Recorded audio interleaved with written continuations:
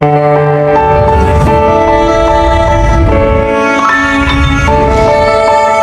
और तुम एक दूसरे को पसंद करते थे तो माहम की 10 कंप्लीट हो चुकी है, अब इसका यहाँ रहना बनता नहीं। अपना घर, अपनी जन्नत किसे नहीं चाहिए होती। ऐसे हाथ पे हाथ धरे मैं भी नहीं बैठूंगी। इसके फ्यूचर की प्लानिंग करनी है। और अगर कोई माहम को बादल समेत अपनाना चाहे तो रमशा के होते हुए तुम्हारी दाल गलने वाली नहीं। और अब मुझे बाकी डर लगने लगा है। जब मुझे तुम्हारे और समीर के बारे में पता चला तो मैंने उसको अपने ख्यालों से भी निकाल दिया था। अगर ऐसी बात है तो मैं माहम से शादी करने के लिए तैयार हूँ। तुम जैसे शौहर तो खुशकिस्मत लड़कियों को मिलते हैं। जाहिर है मुझे इसकी बहुत खुशी होगी। बस बादल के मामले में अब मुझे किसी पर भरोसा नहीं करना। बस एक दफा आप मेरी दानियाल से शादी होने दें, फिर सब कुछ मेरी मुट्ठी में ही होगा। सुना है मोहब्बत और जंग में सब जायज़ है।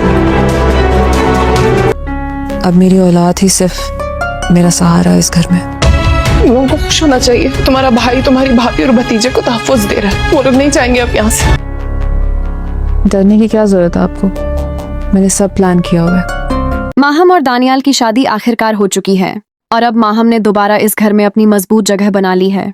वह पहले से ज्यादा आत्मविश्वास में नजर आ रही है और ऐसा लग रहा है कि उसने घर के माहौल पर फिर से अपना नियंत्रण जमाना शुरू कर दिया है।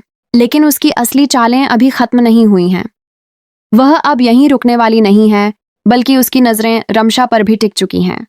माहम धीरे धीरे एक नई प्लानिंग तैयार कर रही है, जिसका मकसद रमशा को भी इस घर से बाहर निकालना है ताकि कोई उसके रास्ते में रुकावट न बन सके। दूसरी तरफ ओसामा और मिनाल के बीच रिश्ता और भी ज्यादा मजबूत होता जा रहा है। दोनों अब एक दूसरे के साथ बहुत खुश हैं और उनके बीच समझ और अपनापन साफ नजर आता है। लेकिन समीर के लिए यह सब बिल्कुल भी बर्दाश्त के लायक नहीं है। वह अंदर ही अंदर जल रहा है और खुद को रोक नहीं पा रहा। उसने पहले भी कोशिश की थी कि मिनाल जब अपने घर गई थी तो वह उसे ओसामा से दूर कर दे, लेकिन उसकी सारी कोशिशें नाकाम रहीं। अब हालात यह हैं कि मिनाल पूरी तरह ओसामा के करीब आ चुकी है और वह अपने अतीत, खासकर समीर के बारे में सोचने तक को तैयार नहीं है।